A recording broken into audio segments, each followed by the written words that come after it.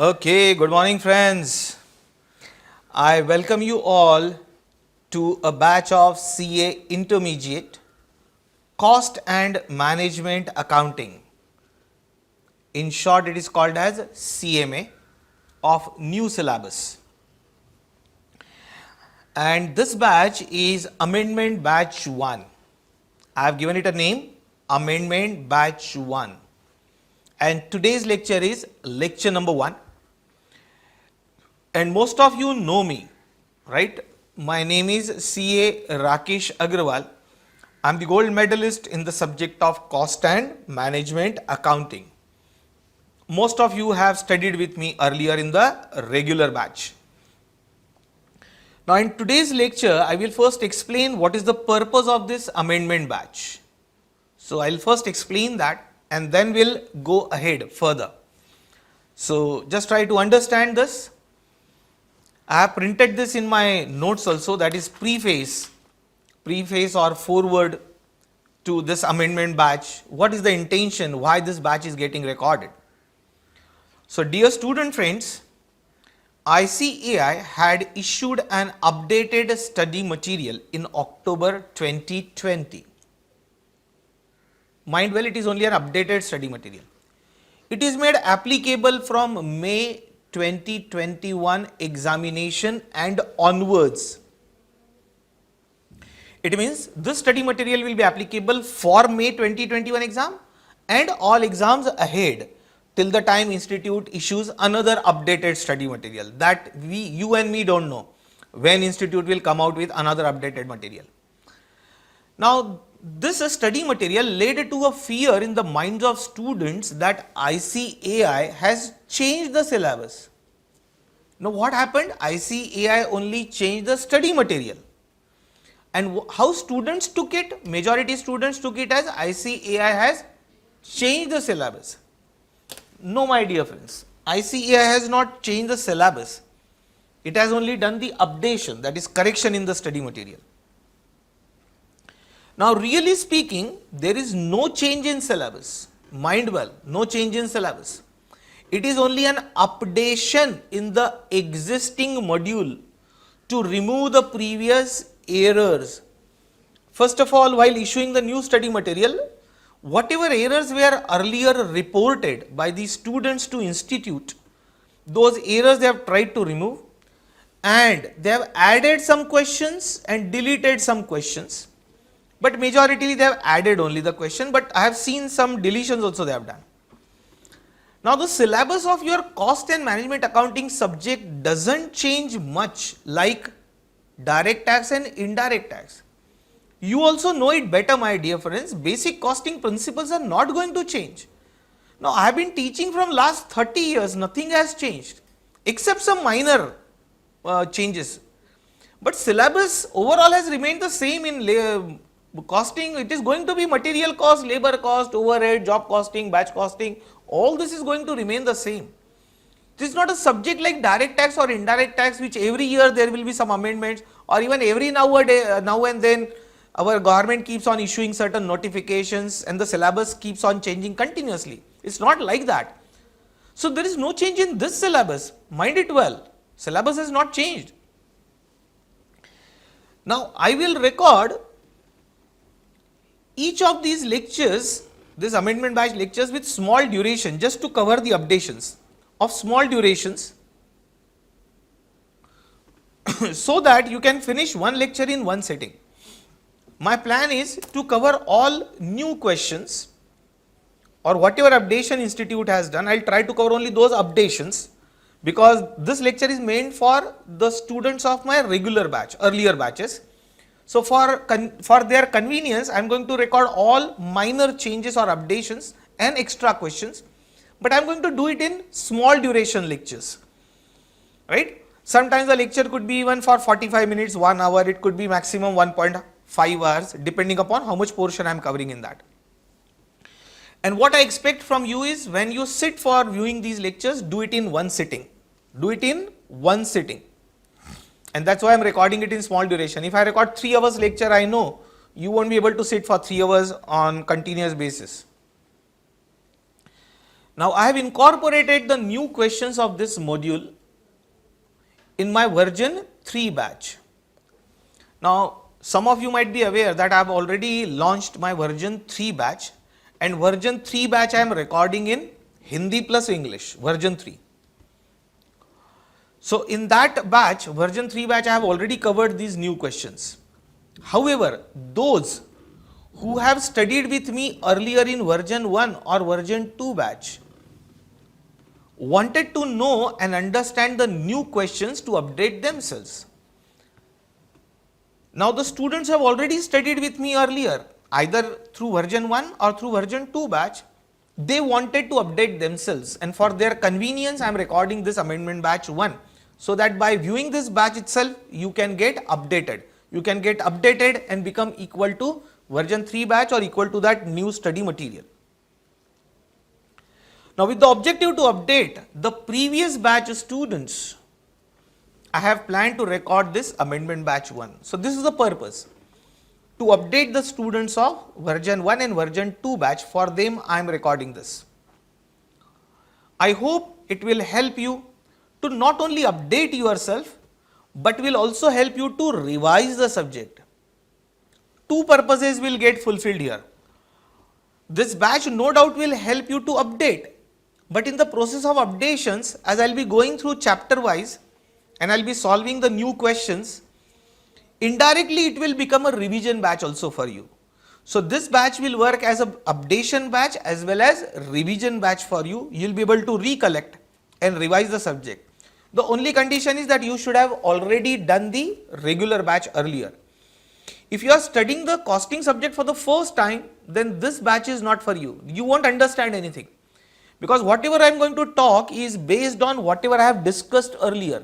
Means I am assuming that you possess the basic knowledge of costing, then only you are fit for amendment batch 1, otherwise not. So it is not for first time students. Please remember, it is for those students who have already done the regular coaching either with me or with someone else. Right, I have written it here. However, you should be a student of regular batch.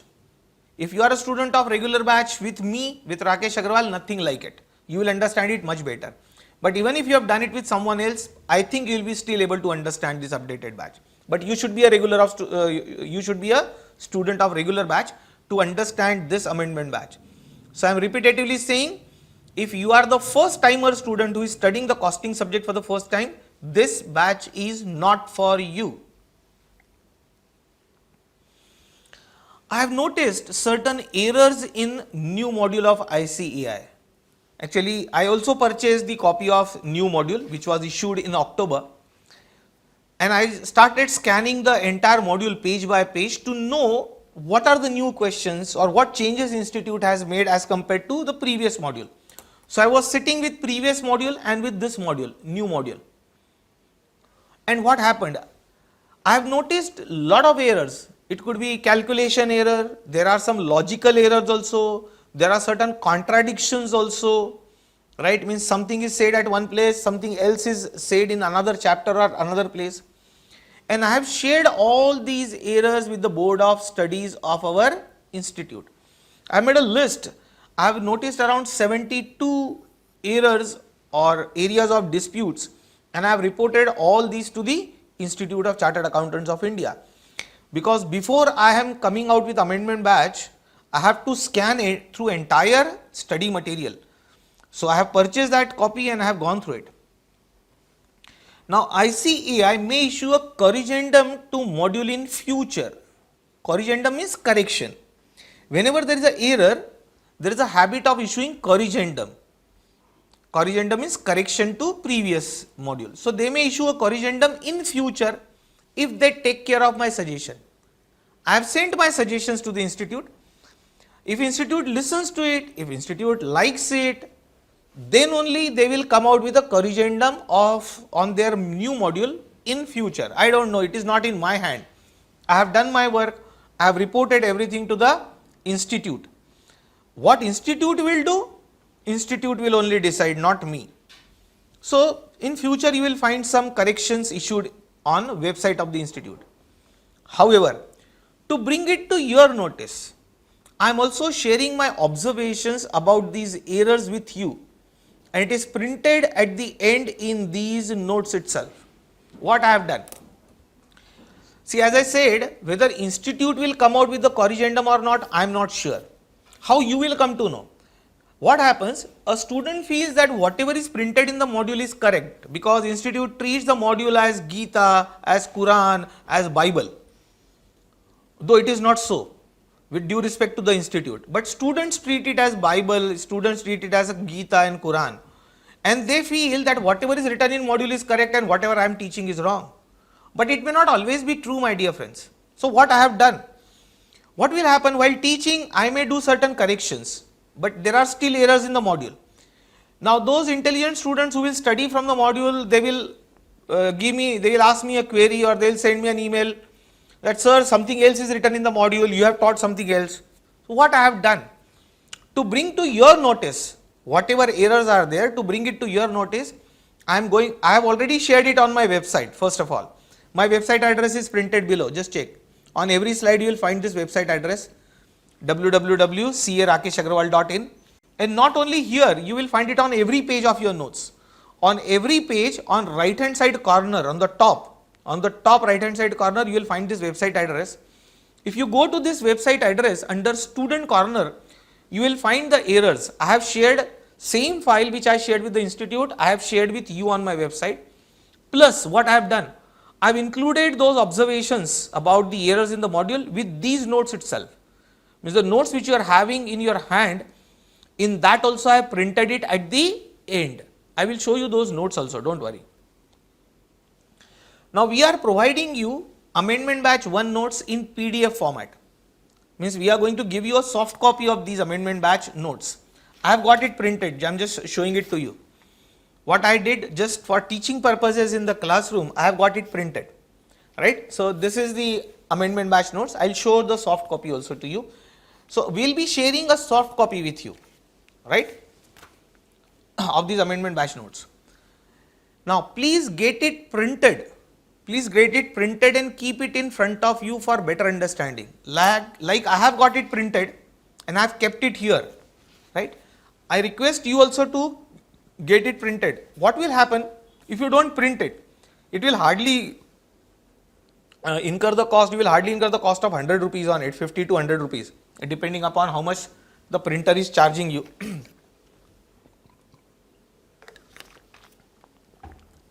See, the questions are printed in these notes and solutions I will be discussing here. Now if you don't have the question in front of you, how you will understand the solution? So sometimes students make this error that, okay, I have got a soft copy. So don't do that. Use this soft copy, get it printed from somewhere or print it on your printer if you have at home, right, or from the office, and keep it in front of you, right. So while I am discussing these amendment batch lectures, please keep this printed copy in front of you for better understanding. Let's have a look at this PDF notes. I will just take you through the PDF notes because daily you will be using it. So I will just take you through it. Check. This is the index page of our notes. This is chapter number. This CN stands for chapter number 1, 2, 3, 4. How many questions I have covered in that chapter and the page numbers. Like in basic concepts, there is not much to write because nothing has changed. So it's just one page. Then in material cost chapter, there are 5 new questions which are lying on page. In material cost chapter, second chapter, 5 questions are there lying from page 2 to 6.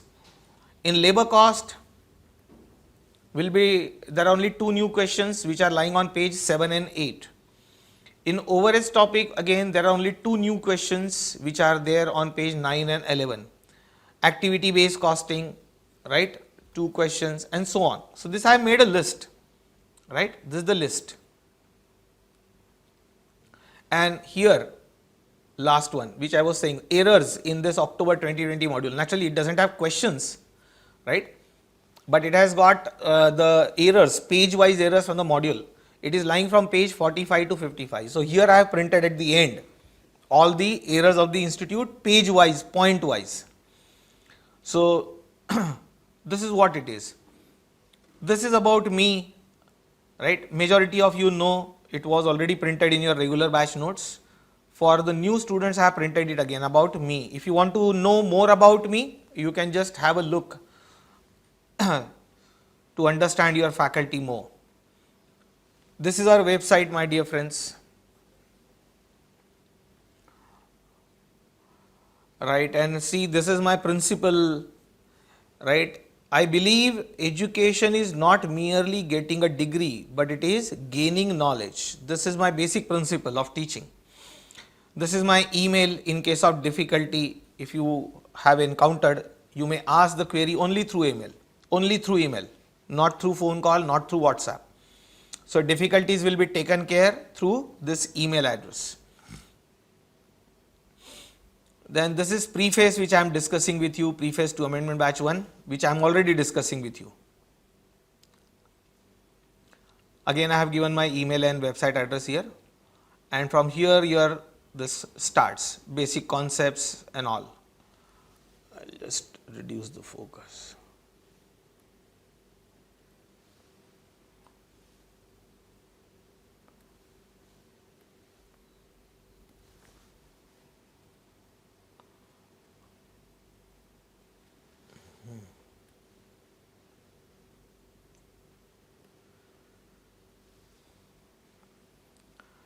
So this is your basic cost concepts chapter.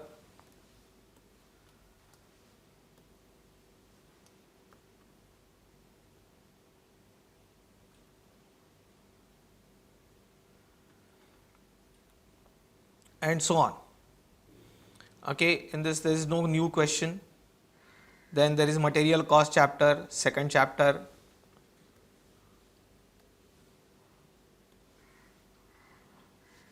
Right? Anyway, so I won't take much of your time. I'll just take you at the end. This is what we are going to discuss here in the classroom, don't worry. I'll just take you at the end.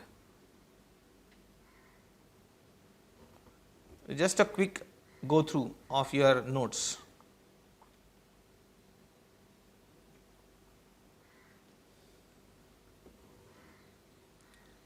You'll just get an idea. We are going to go through each and every page, no doubt about it. Right? We are going to go through each and every page. So these are the questions. I am just taking you to those errors which I have noticed. See, here are the errors which I have reported. Errors in the module which I have reported to the institute. Right? Now check this. See what I have done, how I have reported the errors. Like serial number, module page number is chapter 1, module page number, this exact point number where this error is there, then material cost and so on.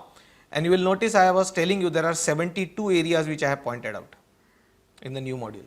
Check here total how many errors I have noticed. This it is here 72. There are total 72 points which I have pointed out where errors are there. Okay, my dear friends.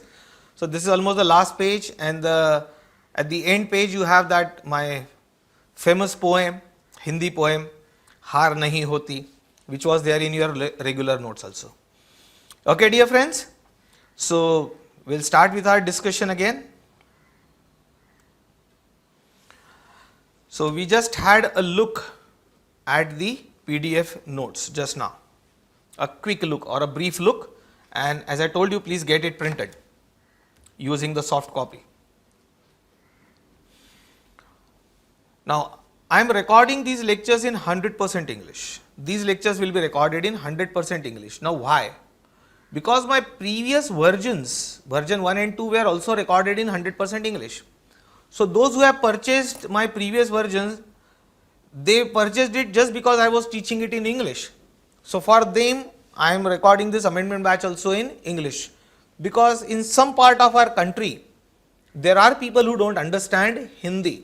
So they find it very difficult to understand me. Therefore, I am continuing with English. Those who love to listen to me in Hindi, those who are interested to listen to me in Hindi, that is my explanation is in Hindi, but slides presentation is in English only, notes are in English. But those who would love to listen to me in Hindi, they may purchase version 3. It is now available for sale on our website. Because version 3 is Hindi plus English. Hindi plus English. We jokingly call it as Hinglish. The mixture of Hindi and English is version 3. Now let me make one thing very clear, that version 3 students, intermediate version 3 students, do not need to buy this amendment batch 1. This amendment batch 1 is not for version 3 students. They need not buy, because the questions covered in this amendment batch are already included in version 3 batch notes. See, version 3 notes I have prepared after the new module came in. Are you getting it? After the new module was published, I have prepared version 3 notes and I am recording version 3 after new module. But version 1 and 2 batches were recorded before this module was issued, right? Therefore, this is suitable only for version 1 and 2 students. Version 3 students don't need it, and they should not worry that whatever you have covered here, will it be covered in our batch? Yes, version 3 already includes the questions covered in amendment batch 1. Is it clear? So, amendment batch 1 is only for version 1 and version 2 students. I am making it very clear. Any suggestions to make further improvement are always welcome on my email given in the notes. With this, friends, we will start with the first chapter, basic cost concepts. And remember well, this is only amendment batch. I am only going to discuss whatever is new. Don't be under the impression the whole costing will be taught to you from A to Z. Not at all. If you want everything from A to Z, buy version 3, in which everything is covered from basic cost concepts. So here only new things will be covered. Now this is a theory chapter. Basic cost concepts is basically a theory chapter and nothing much has changed in it. Really speaking, there is no change in basic cost concepts, but at few places minor modification is done by the institute, so I will discuss that. However, I would like to discuss two new concepts with you in this amendment batch. Everything printed earlier in the notes is as it is applicable, only at two places I will discuss something. And you don't have to write all this because all this is printed here, please remember. You will be only writing the answers. When we will start solving the practical questions, you will be only writing the answers in your notebook. So please prepare one notebook, full-scape notebook of 200 pages. Please prepare that, because these notes contain the theory and unsolved questions. These notes contain unsolved questions. We'll be solving the questions here in the classroom. So you have to sit with the notebook, pen, calculator, right? And you have to keep solving with me. Is that clear? So you will need a notebook of 200 pages for writing the answers. Right? Theory you don't have to write because it is already discussed or printed here. Okay. Now let us try to remember, there was a concept of responsibility center which we discussed in the classroom.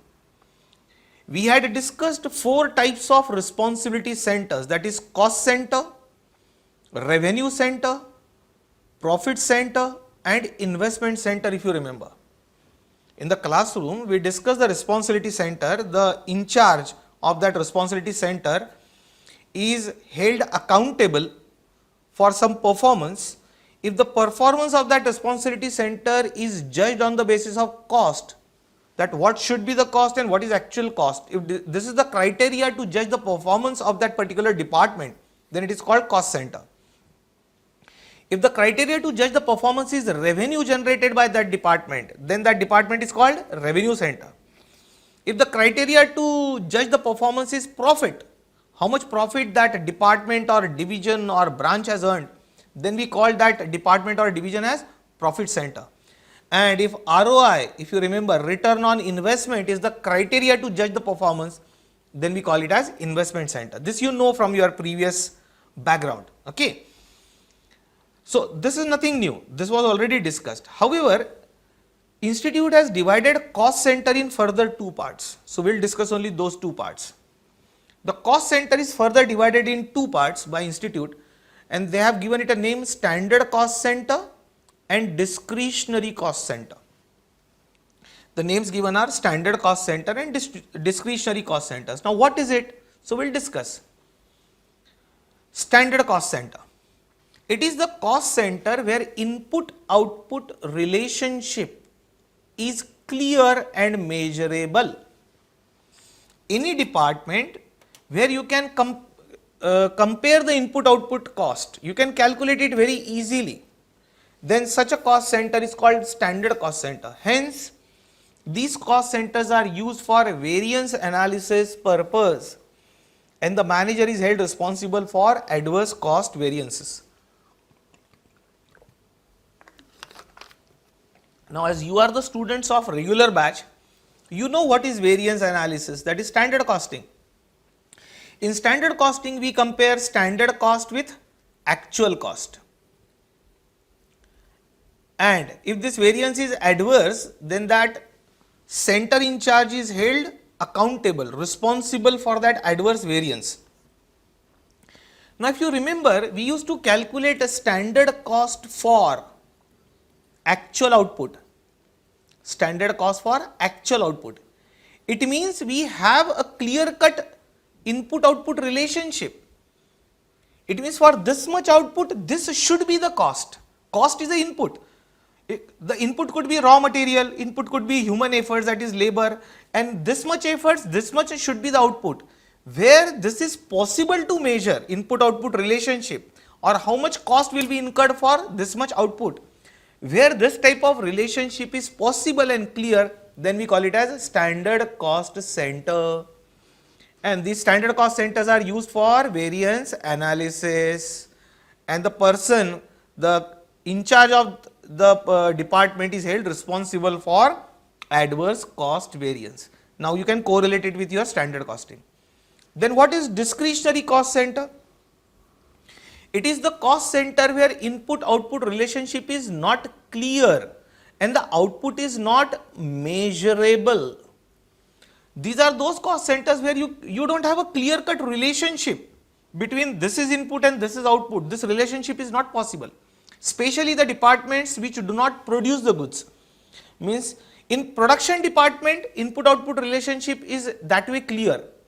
But other than production department, it's very difficult. Hence, the actual cost is compared with only budgeted cost for an activity. Here you can compare actual cost only with budgeted cost. You cannot calculate standard cost for actual output. See, there is a difference between standard cost for actual output and budgeted cost. Like your accounts and finance department, where chartered accountants work. Now, in accounts and finance department, can you say this relationship that for this much work, this will be the cost? So, what in that case, what you can do? You can budget a total cost for the year, that in 1 year we will spend so much money on this department, and then you will compare it with actual cost. That is what you can do. So, you can compare budgeted cost with actual cost, but you cannot calculate standard cost for actual output. That is discretionary cost center. Some examples are given, for example, research and development department, advertisement departments, accounts department. Now, in these departments also we incur the cost, but we don't have measurable output. Therefore, these are treated as discretionary cost center. Is this clear? So, cost center is divided in two parts by institute now. Standard cost center, where input output relationship is measurable, and discretionary cost center, where this relationship is not clear. Now, institute has added some use of information technology in cost accounting. See, IT is the key word nowadays, information technology. So, everywhere we are making use of information technology nowadays. We call it as computer or digital era. So, institute has added one paragraph on how we can make use of information technology in cost accounting, right? What are the uses of IT in cost accounting? So, I will just discuss this. Again, whatever I am discussing is already printed in your notes. So, don't worry. As I told you, I have saved your writing efforts. Just try to understand it. Now, with the expansion of e-commerce and increasing competitive business environment, information technology is becoming an integral part of each activity in the organization, including cost and management accounting. Now, what is this word integral part? Integral means inseparable part. Like hand, eyes, right, legs are inseparable part of body, that is integral part of body. In the same manner, today IT has become integral part of any activity of the organization, including your costing department. So everywhere IT is influencing each and every activity and each and every department.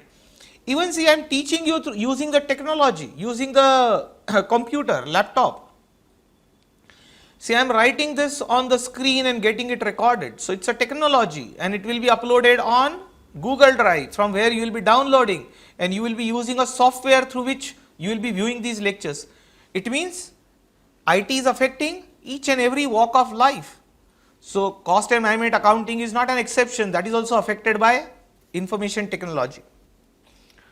Information technology has changed the cost and management accounting functions dramatically with the introduction of Enterprise Resource Planning System, ERP. Most of you might be aware of ERP. ERP is a software, my dear friends. ERP is the name of a software which includes all functions of the organization. Means one software bundled with all features is called ERP. Software companies prepare this ERP depending upon the need and requirement of your organization. Like today, any bank, it functions on ERP platform only. Right? They call it as core banking solution. That is the name they give, core banking, but it's a ERP basically. So ERP is that software which includes all activities. Means you don't have to buy different softwares for different purposes. You just get one software prepared for your organization from software company, and that software will take care of each and every requirement of your organization.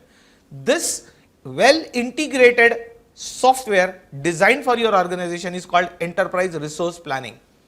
So it's an advancement of IT system only. I would say, on the contrary, it is the best gift of IT, information technology, to this commercial world. The new industrial revolution in the form of digital innovation, new revolution is digital innovation, has laid more emphasis on digitization and automation of business processes. Many things are getting automated nowadays over a period of time. Like if you go to, you visit a mall, like what Super Bazaar or a Big Bazaar type of things, you buy something, the person is holding a handheld sensor, that sensor picks up that item's details also and price also. He just keeps sensing the items which you have purchased, and invoice gets generated. The moment invoice gets generated, sales entry is recorded in the books of account and stock level is reduced because that much stock is sold out. GST is calculated. All this happens automatically. This is called automation of business processes. Accounting, stock levels, everything is done. If the system is more advanced, what will happen? If stock level goes down and reaches to reorder level, immediately an order will be triggered to the supplier. This much also can be automated. So the supplier will get the purchase order. So it will get triggered automatically. All this is called automation of business process. It helps to have better control over the cost and to maintain your market competitiveness. Those who are using information technology will be ahead of their competitors. So you become more competitive and cost remains in your control. Cost accounting system has seen lot of savings in terms of time, money and efforts. Lot of time, money and efforts are saved. The impact of IT in cost accounting may include the following. Now, what are the impacts of information technology on cost accounting? Some examples are given. Number one, after the introduction of ERP, different functional activities get integrated, and as a consequence, a single entry into the accounting system provides custom-made reports for every purpose and saves an organization from preparing different set of documents. As I told you, ERP is a software which includes all functions. Now, if you are a Big Bazaar or you are a Amazon, let us say, or Flipkart, and you are selling thousands of varieties of products on your website, all things are automated using ERP platform or ERP software. Now, you have got so many vendors. Vendors means the sellers who sell their goods on your platform. If you want vendor-wise report, which vendor has sold how many products in a particular month or in a particular week, that report is ready. If you want product-wise list, that how many mobiles got sold by so many vendors together, what was the sale of mobile, that list is ready. It means you name it, you get. You want a range of product from rupees 5,000 to 10,000. How many products got sold? List is ready. It means once the entry is done, only one entry, single entry. Once it is there in the system, you can generate the reports in the way you want. Any type of report can be generated from that software, and that is the beauty of ERP. And you don't have to make entries again and again, neither you have to prepare different type of documents again and again. So your legal compliance department will need what is the GST. Now GST could be different for different products. The GST rate could be different. They will get item wise list, or in GST you have got HSN code, harmonized system nomenclature code, if you have learned it. So it is HSN based. They will get HSN wise report. You say it is available. And it is being done when you place the order online. When the moment you place the order online for that product, an order is confirmed, it gets recorded in the system. A move towards paperless environment can be seen where documents like bill of material, material requisition note, goods receipt note, labor utilization report, etc. are no longer required to be prepared in multiple copies. If you remember, in regular batch we had discussed that prepare bill of material copy, send one copy to storekeeper, send one copy to purchase manager, keep one copy with you, prepare material requisition note. If you remember, material requisition is the request for getting material issued from stores. Now you are a production department, you have prepared material requisition note, one copy will go to storekeeper, one copy will go to accounts department for making the entry. Now you don't need all these multiple copies, it is there in the software, in the digital format. In the digital format you have sent the request, it is there in the system. So the paperless office and paperless environment we are moving into. The related department can get e-copy from the system. So any department which wants to view it, it is available as a e-copy. So we are slowly moving to paperless environment nowadays. Number 3, now just one thing I remembered, how paperless environment. Even I told you that we will be providing you the soft copy, PDF copy of this. So we are trying to save the printing, and that activity here, printing and dispatch, it is saved. Anyway, but for you, as I said, you will have to print it at your end. Why? For a simple reason, questions will be here and answers will be recorded here. So they will be at different places. Therefore, you should have question in front of you. That is why you have to print. If suppose it's only a legal document which you want to save, means it is not to be referred again and again, then you could have saved this as a soft copy with you. Then you don't have to print it. So printing is done only when it is required, otherwise not.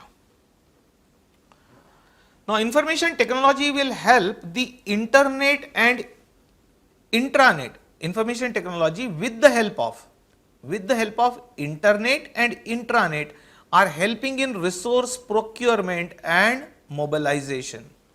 Now what this means? What is internet and intranet? Internet, all of you know. Internet means when our computer system gets connected with the computer system outside the world, means with somebody else's computer system, it is called internet. Intranet, this intranet is for communication within the organization. All big software companies like TCS, like Infosys are all big organizations where you have thousands of employees, and these thousands or lakhs of employees are spread all across the world. So for internal communication within their organization, they use intranet. Intranet is for internal communication. Internet is with communication with outsider. Now this use of internet and intranet helps in resource procurement and resource mobilization. Example is given. For example, production department can get material from stores without issuing the material requisition note physically. Similarly, purchase order can be initiated to the suppliers with the help of internet. See, earlier we used to print the purchase order, print it on letterhead, then send it through courier. It is not required. Here the purchase order is generated, e-copy is sent to the supplier, so it reaches immediately. So it helps you to procure the resources, means buying the material. This enables the entity to shift towards a just-in-time approach of inventory management. If you remember, we had discussed this concept, just-in-time, in our regular batch. Just-in-time is raw material arrives in your factory just before start of production. So for JIT system to work, you should make use of information technology only, without which JIT system cannot work. So the backbone of JIT system is IT, information technology. cost information for cost center wise means department wise, or cost object means product or service, is ascertained with accuracy in a timely manner. All the cost data is available in a timely manner. Either you want department wise means cost center wise, or product wise, that is cost object wise, very quickly available. Each cost center and cost object is codified. For computer system you have to generate code number for each cost object, for each cost center. So cost object is codified and all related costs are assigned to the cost object and cost center using assigned codes. This automates the cost accumulation and ascertainment process. So you have to accumulate the cost to ascertain, means to calculate it. All this is automatic now. The cost information can be customized as per the requirement. I have already told you. Customize means the way you need information, in that manner you can extract the information from the system. For example, a manager is able to receive information job wise, batch wise, process wise, cost center wise, whatever way you want, information is available in the system and you can extract the reports, custom made reports. Uniformity in preparation of reports, budgets and standards can be achieved with the help of IT.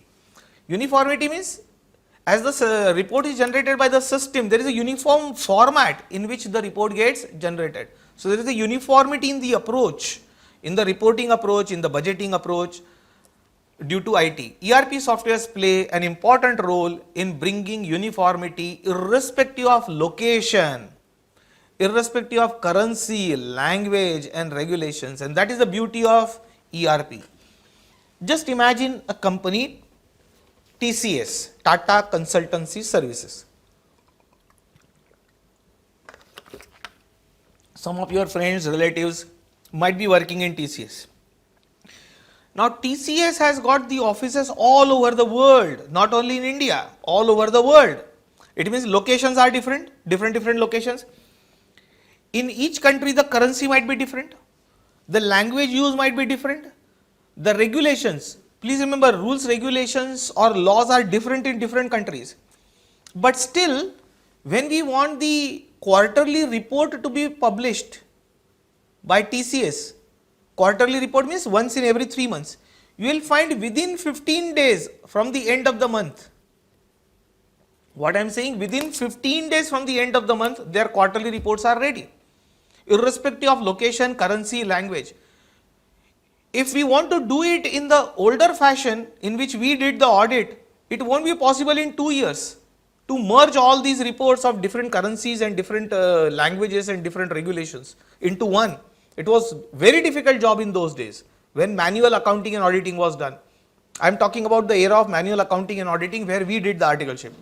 Today it is done at a click of mouse using ERP software, because ERP software is common all across the world. So once TCS has adopted or used a software, that software will be used at all locations. Therefore, there is a uniformity in the approach. Cost and revenue variance reports are generated on real-time basis, almost on daily basis, your cost variances and revenue variances, which enable the management to take control measures immediately. If you report the deviation, variance is a difference, deviation between standard and actual. If these reports are generated quickly, what will happen? Management will swing into an action and will take the action immediately. In older days, what used to happen? Whenever that variance analysis is done and it is reported to management, then management will take action. Now variance analysis may be done once in 3 months, once in 6 months. So your decision is also delayed by 6 months. Here it is generated on almost daily basis. The computer system will give you daily variance report.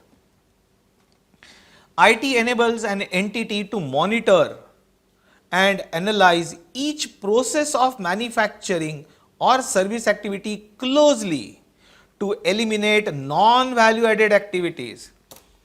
This IT system will help you to analyze that whatever activities you are carrying out in an organization, where that activity adds some value to the customer or doesn't. If it is a value added activity, then continue. If it is non-value added activity, then eliminate that activity.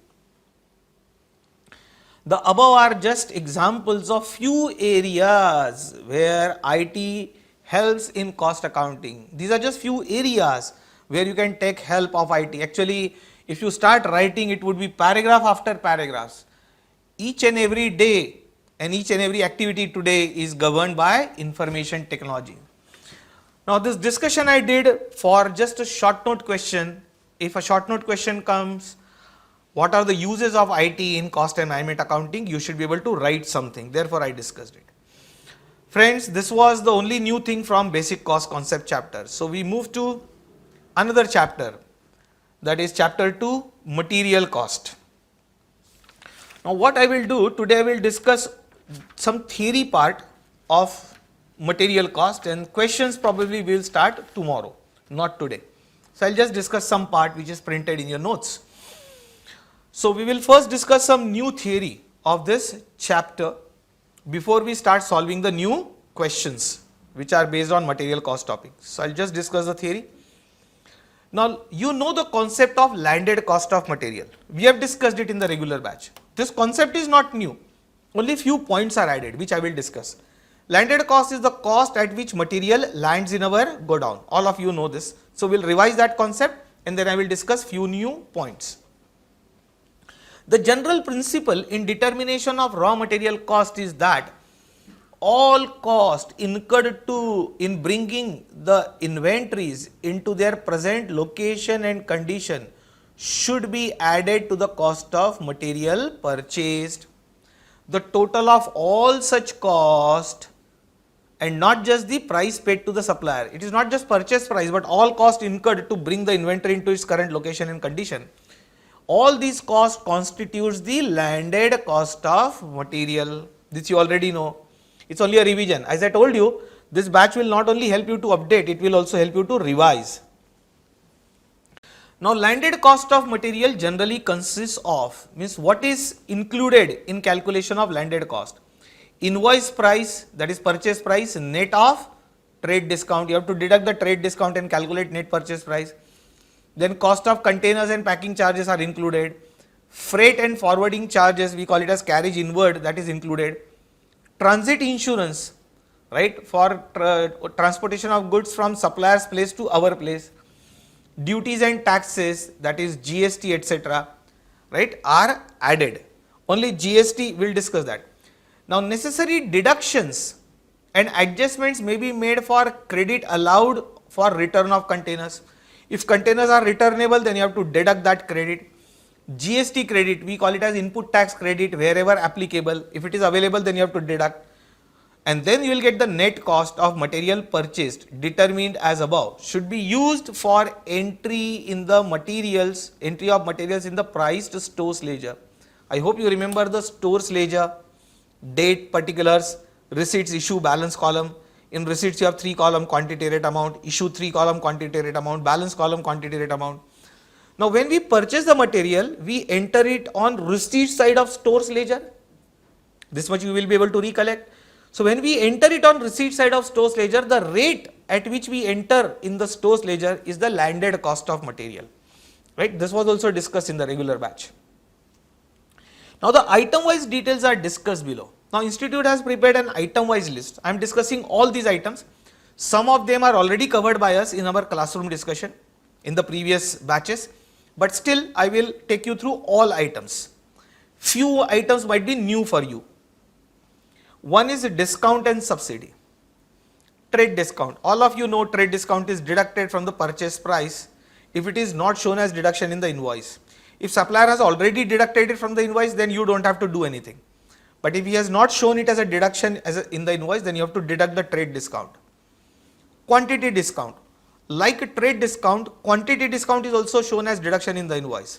It is deducted from the purchase price if not shown as deduction.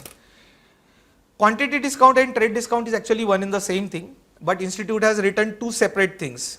Quantity discount is when you buy more quantity, supplier is offering certain discount to you.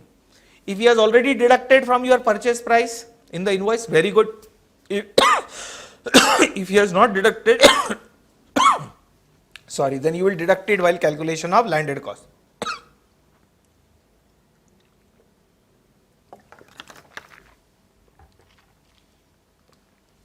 Cash discount. We have discussed this in the classroom.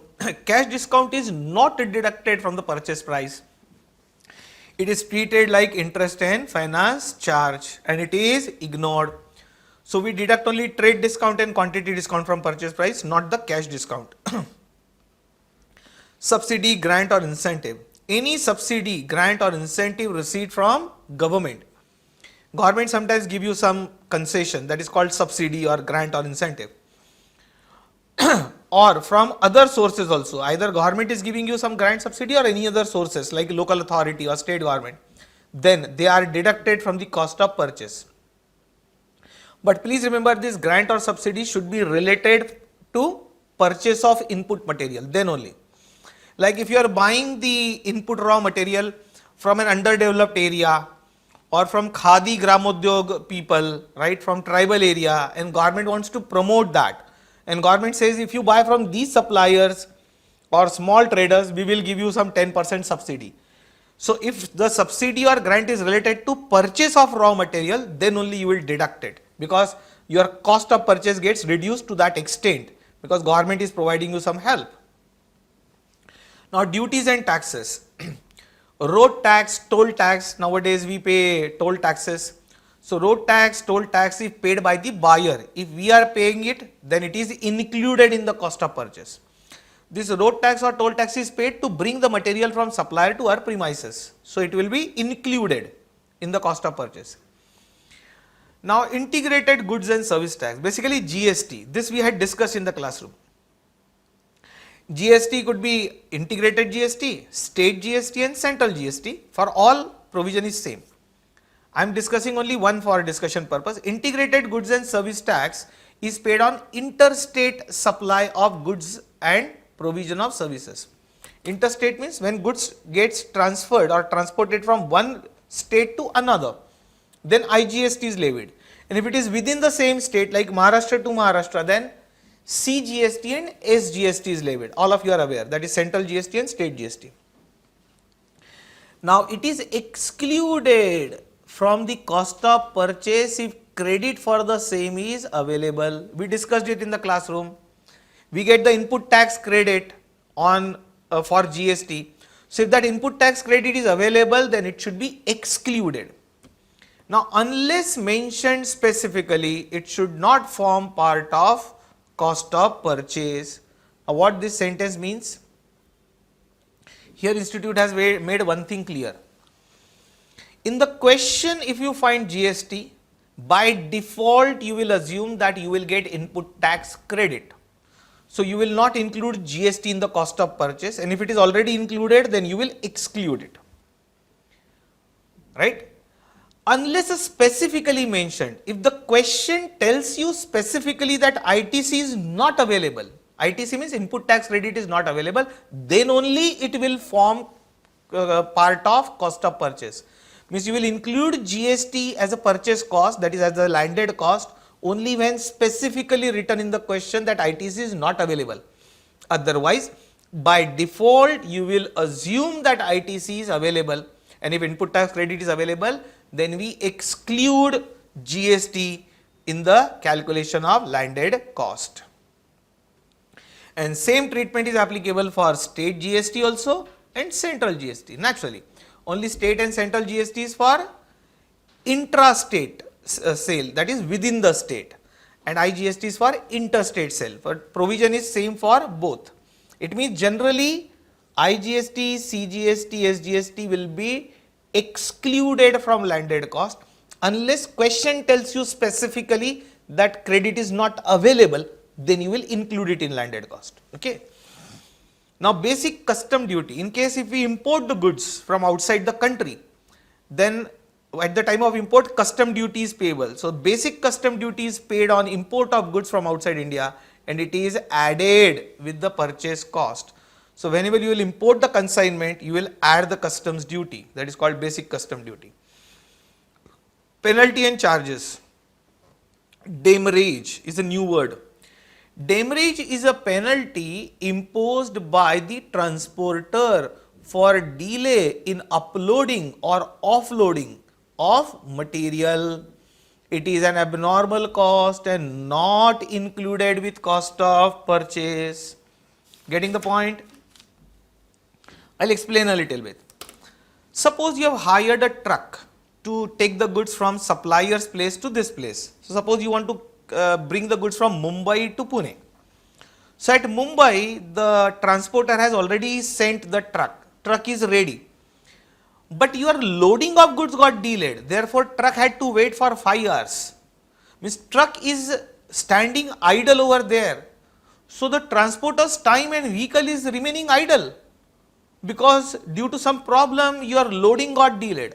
Or let us assume that truck got loaded, it has come to Pune factory. Our factory is in Pune. But here you don't have the workers to download. There was a strike or workers were not available. It was a holiday.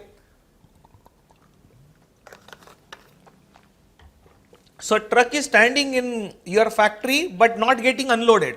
Now unless you unload, that is offload the goods, the truck cannot go back. And the truck is held for 10 hours. 10 hours it is standing idle. So what transporter will do? For delay, he will charge you some penalty, and that penalty is called demurrage. See, penalty is always charged for some abnormal cases, and therefore it is never included in cost of purchase of material. Means you will not consider it in landed cost of material, that is demurrage charges. You must have experienced this even if you hire a cab from Ola, Uber, right, and cab arrives on time, and then you are telling him to wait for some more time, and you are 1 hour late to get into the cab. What will happen? They'll charge you something other than the traveling cost. They'll charge you something, that extra cost, that is waiting charges, which they call. That waiting charge in passenger transport, it's a word, waiting charges. In goods transport, the same concept is called demurrage charges. It is nothing but waiting, right? Your vehicle is waiting for some reason. Then detention charges / fines. Detention charges / fines are imposed for non-compliance of rule or law or by any statutory authority, It is an abnormal cost again and not included in the cost of purchase.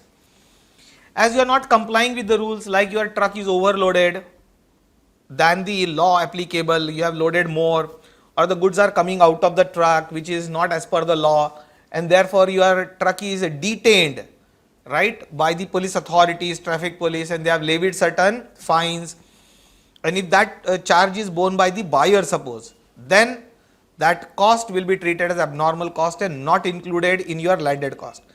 And if the fine is paid by the transporter, then it is transporter's problem, not our problem.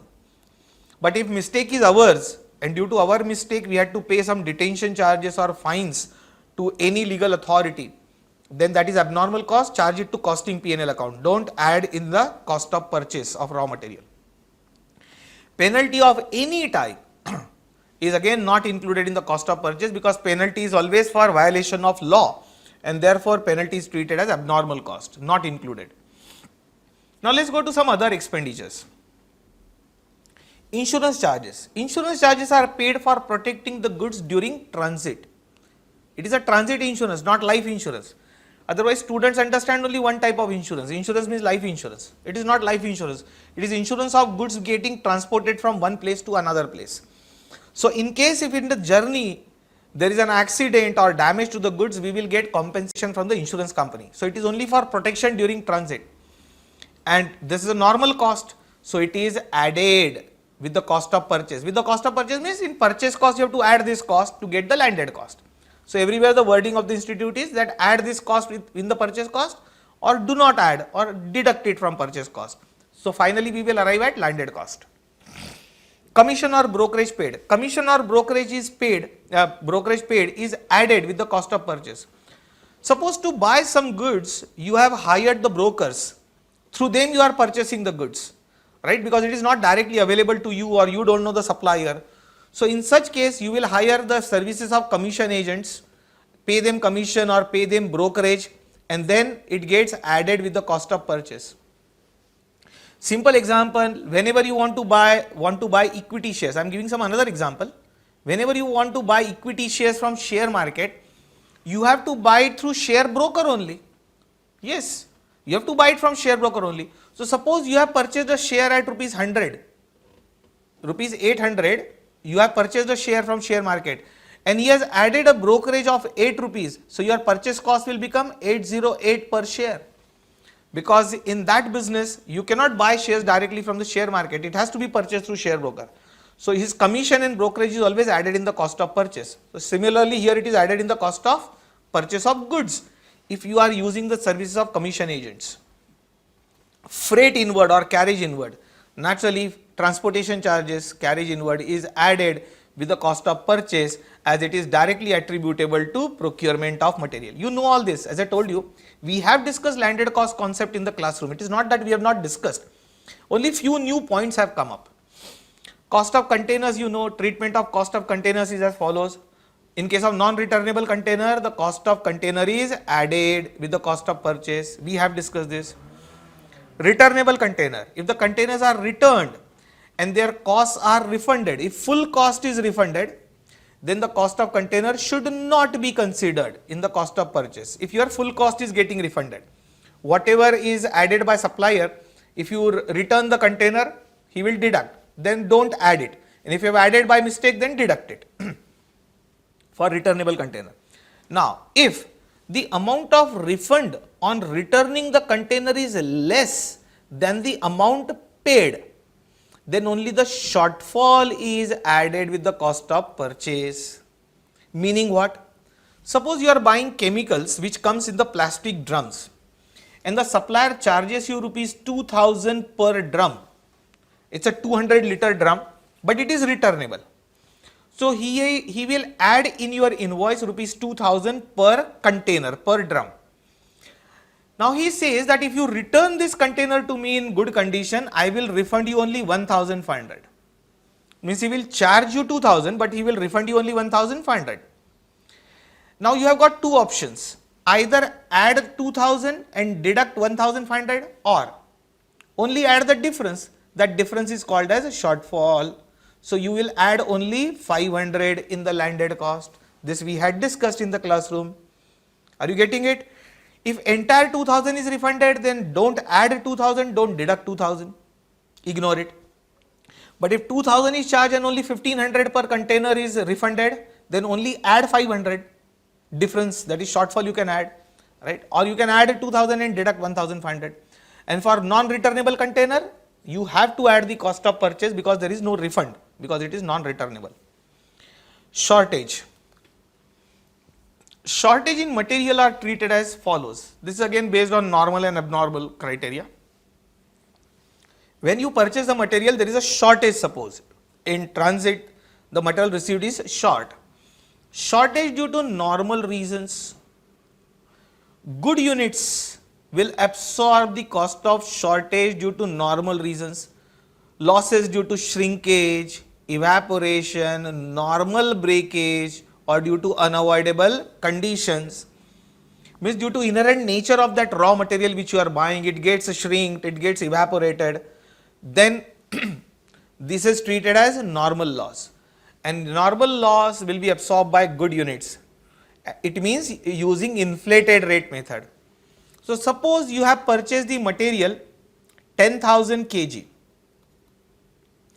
at the rate of rupees 20 per kg, right? So you will take the cost of 10,000 kg at the rate of 20. However, out of 10,000 kg, due to normal loss, right, due to evaporation or normal breakage because of nature of material, 500 kg material is lost and you have received only 9,500 kg. So in the denominator you will take 9,500 kg.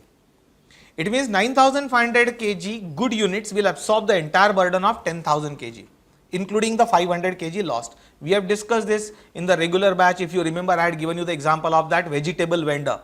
So it is the same thing. So normal loss is adjusted by good units by inflating the rate. And shortage due to abnormal reason, shortage of material which you are buying arises due to abnormal reasons such as mishandling of material, theft, breaking of bulk, accident, or due to any avoidable reasons, are not absorbed by good units.